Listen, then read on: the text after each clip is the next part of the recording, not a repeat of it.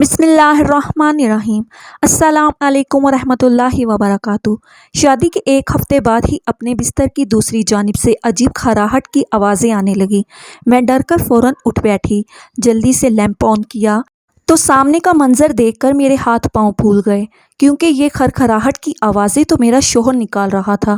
کیونکہ وہ تو دوستو، آج کی ہماری یہ کہانی کراچی میں رہنے والی ہماری ایک بہن ماہنور فاطمہ کی ہے۔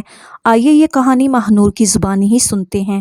میرا نام ماہنور فاطمہ ہے اور میرا تعلق بہاول نگر شہر سے ہے۔ اپنے والدین کی ہم 5 بیٹیاں تھیں۔ جو بھی سنتا کانوں کو ہاتھ لگا لیتا، ہائے 5 بیٹیاں، اتنا بڑا بوجھ! اور اوپر سے ستم یہ تھا کہ میرے والد کچہری میں کلرک کا کام کیا کرتے تھے، اور ایک کلرک کی کتنی تنخواہ ہوتی ہے یہ آپ سبھی کو اندازہ ہوگا۔ اور پھر ستم کا یہ سلسلہ یہیں تک محدود نہیں تھا۔ 5 بیٹیاں تھیں، بیٹا کوئی نہیں تھا۔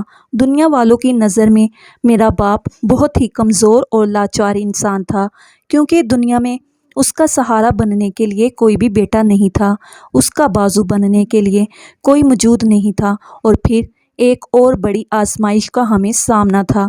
وہ آزمائش تھی میری بہن فاخرہ کی شادی شدہ زندگی۔ میری بہن فاخرہ یوں تو مجھ سے 2 سال بڑی تھی۔ ہم سب بہنوں نے صرف پرائمری تک تعلیم حاصل کر رکھی تھی۔ آج سے تقریباً 5 سال پہلے میرے والدین نے فاخرہ کی شادی کی تھی، مگر افسوس کہ فاخرہ کے سسرال والے بہت ہی خرانٹ لوگ نکلے۔ اس کا شوہر نہ صرف نشئی اور جواری تھا، بلکہ فاخرہ کو مارنا پیٹنا اس کے بائیں ہاتھ کا کام تھا۔ بلا وجہ وہ فاخرہ پر آئے دن ہاتھ اٹھاتا۔ فاخرہ کا چہرہ اور جسم نیل کے نشانات سے بھرا ہوا تھا۔ میرے ماں باپ نے بہت کوشش کی کہ فاخرہ اپنے گھر میں بس جائے، مگر فاخرہ خاموشی سے اپنے نشئی اور جواری شوہر کی مار پیٹ بھی برداشت کر رہی تھی۔ لیکن ایک اور بڑی بات تھی جس کی وجہ سے فاخرہ اپنے سسرال والوں کے تانے بھی برداشت کرتی تھی، اور وہ تھی فاخرہ کی بے اولادی۔ آخرکار فاخرہ کی شادی شدہ زندگی کے 5 سال گزر جانے کے بعد میرے ماں باپ نے ہار مان لی، اور انہوں نے یہ فیصلہ کر لیا کہ جب ہماری بیٹی کی اولاد بھی نہیں ہے تو وہ پھر آئے روز اس نشئی اور جواری شخص کی مار کیوں کھائے۔ گو کہ ماں باپ نے یہ فیصلہ دل پر پتھر رکھ کر کیا تھا، مگر اپنی بیٹی کے نیل کے نشانات سے بھرا ہوا چہرہ دیکھ کر آخرکار انہوں نے یہ بھاری فیصلہ کر ہی لیا اور فاخرہ کو گھر واپس لے آئے۔ چند دن بعد اس کے شوہر نے طلاق بھی بھیج دی۔ یوں میرے ماں باپ ایک بیٹی کو بیانے کے بعد پھر سے اب 5 بیٹیوں کا بوجھ لیے ہوئے تھے۔ لیکن سب سے بڑا مسئلہ یہ تھا کہ اب فاخرہ کا رشتہ کرنا محال تھا۔ جو بھی رشتہ آتا وہ فاخرہ کی پہلی شادی کے بارے میں ضرور پوچھتے، طلاق کس وجہ سے ہوئی یہ بھی پوچھتے، اور پھر سوچ کر جواب دینے کا کہتے، اور دوبارہ کبھی پلٹ کر واپس نہ آتے۔ آخرکار میرے ماں باپ نے یہاں بھی ہار مان لی اور فاخرہ کو چھوڑ کر میرا رشتہ کرنے کی ٹھان لی۔ حالانکہ فاخرہ ابھی جوان تھی، لیکن اس کے ماتھے پر جو یہ طلاق کا داغ لگ چکا تھا، معاشرے کو یہ نامنظور تھا۔ بالآخر میرا رشتہ دیکھنا شروع کیا گیا، اور میرے لیے میرے ماں باپ نے منور کو پسند کیا۔ منور کی فیملی بھی بہاول نگر شہر کی ہی رہنے والی تھی۔ منور 3 بھائیوں میں سب سے چھوٹا تھا۔ بڑے 2 بھائی شادی شدہ تھے اور علیحدہ گھروں میں آباد تھے۔ منور کے والدین دونوں حیات تھے اور وہ اپنے آبائی گھر میں رہائش پذیر تھے۔ منور ایک کمپنی میں اچھی نوکری بھی کر رہا تھا۔ میرے والدین کو یہ رشتہ کسی نعمت سے کم محسوس نہیں ہوا اور میرے لیے فوراً ہاں کر دی گئی، اور پھر محض 4 ماہ کے اندر میں منور کے سنگ رخصت ہو کر اس کے گھر آ گئی۔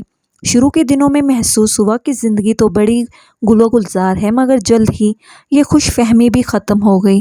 ابھی میری شادی کو محض 1 ہفتہ ہی گزرا تھا کہ ایک رات، شاید آدھی رات کا وقت تھا، میں گہری نیند میں سو رہی تھی جب اچانک خوف کی آواز سے میری آنکھ کھلی۔ یہ خوف کچھ آوازوں کا تھا، عجیب طرح کی آوازیں تھیں، جیسے کوئی کھرکھراہٹ تھی، جیسے کوئی جانور گھرا رہا ہو۔ میں سمجھ نہیں پا رہی تھی اور اندازہ نہیں لگا پا رہی تھی کہ یہ آواز کس چیز کی ہے، مگر مسلسل وہ کھرکھراہٹ سنائی دے رہی تھی۔ میں اتنا زیادہ خوفزدہ ہو چکی تھی کہ دم ساتھ کر کچھ لمحے تو وہیں چپ چاپ لیٹی رہی، لیکن پھر جب ان خوفناک آوازوں کے آنے کا سلسلہ نہ رکا تو میں نے وہیں لیٹے لیٹے بیڈ کی دوسری جانب ہاتھ بڑھایا جہاں میرے شوہر لیٹے ہوئے تھے۔ ایک بار ہاتھ کو گھمایا کچھ آگے سرک کر، دوسری بار ہاتھ کو گھمایا مگر میرے شوہر تو اپنی جگہ پر موجود نہیں تھے۔ ان کی جگہ سے بیڈ خالی تھا اور اس چیز نے مجھے مزید خوفزدہ کر دیا تھا۔ جب ذہن میں یہ خیال آ گیا کہ میں کمرے میں اکیلی ہوں اور یہ خوفناک آوازیں مسلسل آ رہی ہیں تو میرا دل اس قدر تیز رفتاری سے دھڑکنے لگا کہ مجھے یوں محسوس ہو رہا تھا کہ ابھی میرا دل حلق سے باہر آ جائے گا۔ میرا سانس خشک ہو رہا تھا۔ بالآخر بہت ہمت کرنے کے بعد میں اپنی جگہ سے اٹھ کر بیٹھی اور لیمپ جلایا۔ جیسے ہی کمرہ روشن ہوا تو میں نے دیکھا میرے شوہر واقعی نہ صرف بیڈ پر موجود نہ تھے بلکہ کمرے میں بھی موجود نہیں تھے، اور وہ کھرکھراہٹ کی آوازیں بیڈ کی دوسری جانب سے آ رہی تھی۔ میں ڈرتے ہوئے کانپتے بدن کے ساتھ بیڈ سے نیچے اتری، بنا جوتے پہنے دبے پاؤں چلتی ہوئی بیڈ کی دوسری جانب پہنچی، مگر سامنے کا منظر دیکھ کر میں حیرت زدہ رہ گئی۔ میں جو نہایت خوف کا شکار تھی کہ یہ کھرکھراہٹ کی آوازیں کہاں سے آ رہی ہیں، مگر جیسے ہی میری سامنے فرش پر نظر پڑی تو میرے شوہر منور تھے، جو شاید بیڈ سے نیچے گر گئے تھے۔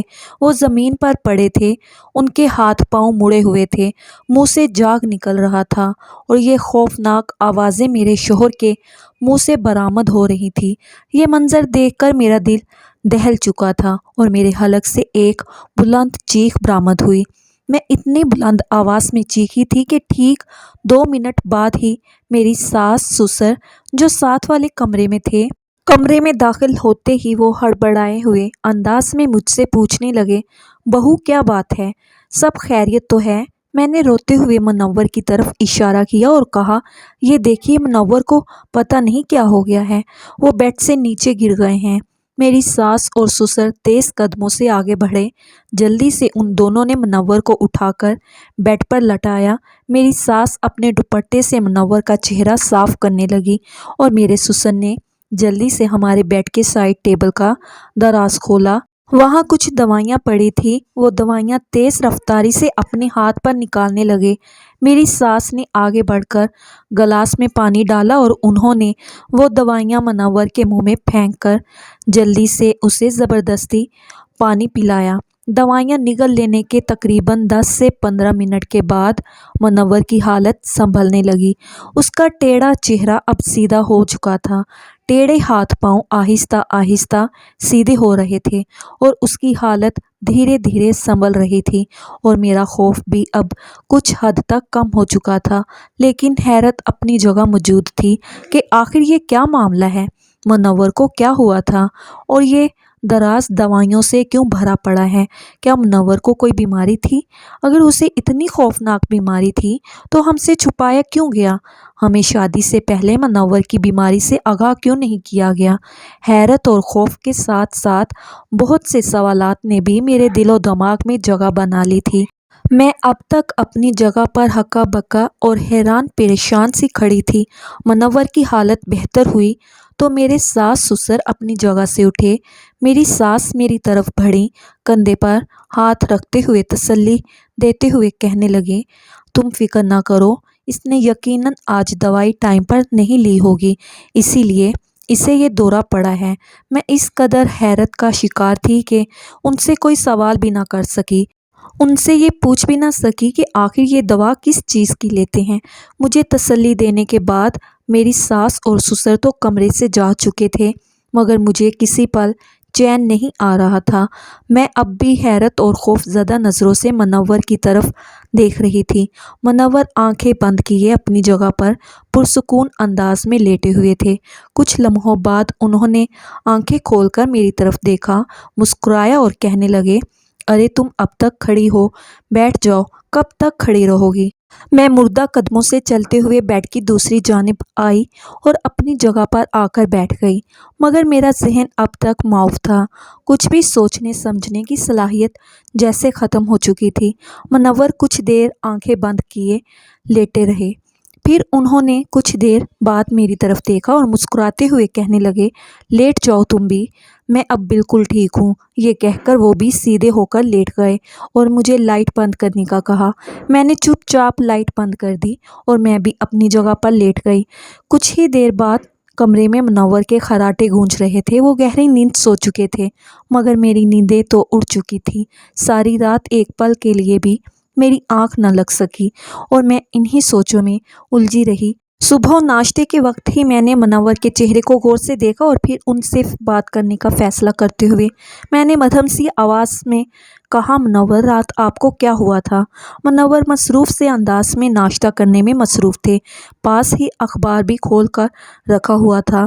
میری بات سن کر انہوں نے ایک پل کے لیے میری طرف دیکھا اور پھر ذرا سا مسکرائے اور کہنے لگے، ارے ہاں، وہ مجھے اصل میں دورے پڑتے ہیں، دوا کھا رہا ہوں میں، بس کبھی کبھار یوں ہی طبیعت خراب ہو جاتی ہے۔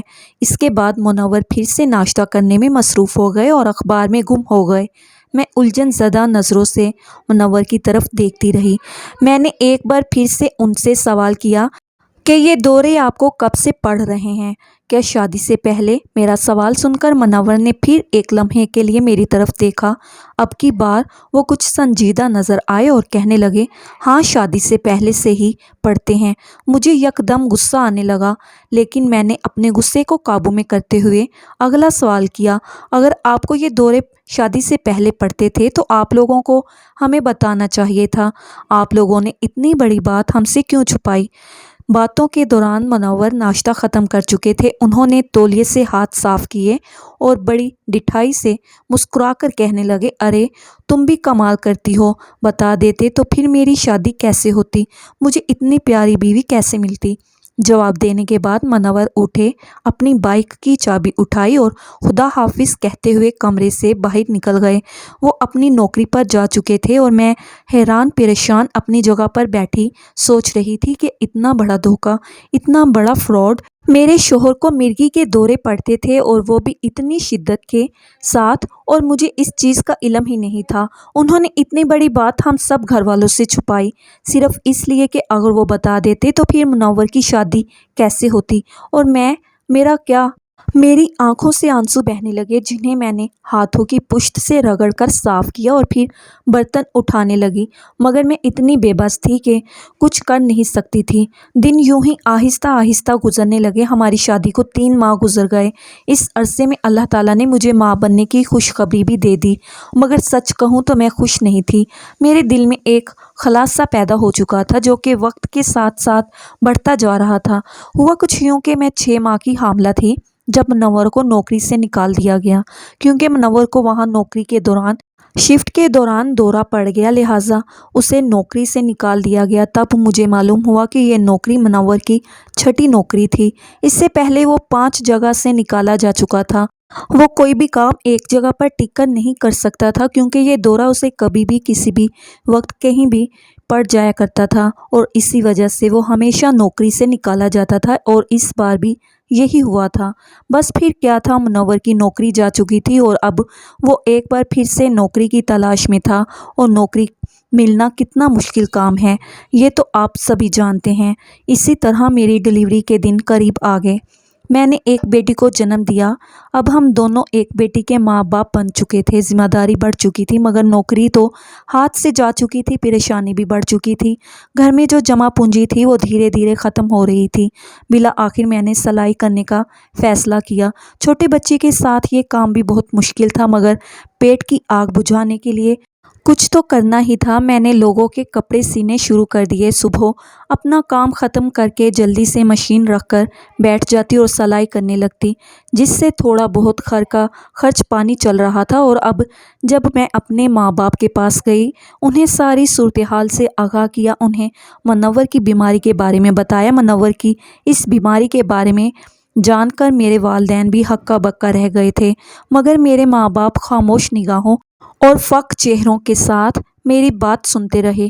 کسی نے اپنے منہ سے کچھ نہ کہا۔ میں جانتی تھی کہ میرے ماں باپ مجھے گھر نہیں بٹھا سکتے، کیونکہ پہلے سے میری ایک بہن گھر بیٹھی ہے، اور اب اگر میں بھی گھر چھوڑ کر یہاں آ جاؤں گی تو میری باقی 3 بہنوں کی شادی ناممکن ہو جائے گی۔ کیونکہ ان دنوں میرے والدین میری تیسری بہن کے لیے رشتہ دیکھ رہے تھے اور مجھے اپنے والدین کے بوڑھے کاندھے اور جھریوں زدہ چہرے دیکھ کر ان پر بھی ترس آتا تھا، جو اپنی بیٹیوں کی شادی کر کے اپنے فرض ادا کر رہے تھے، اور اگر بیٹیاں گھر چھوڑ کر پھر سے واپس آ جائیں تو والدین کے یہ کندھے مزید جھکنے ہی تھے۔ اور اپنے والدین کی مجبوری کو بھی میں سمجھ رہی تھی، مگر پھر بھی نہ جانے کیوں میری آنکھوں میں آنسو آ گئے تھے، یہ سوچ کر کہ اب یہ مشکل مجھے تمام عمر کاٹنی تھی۔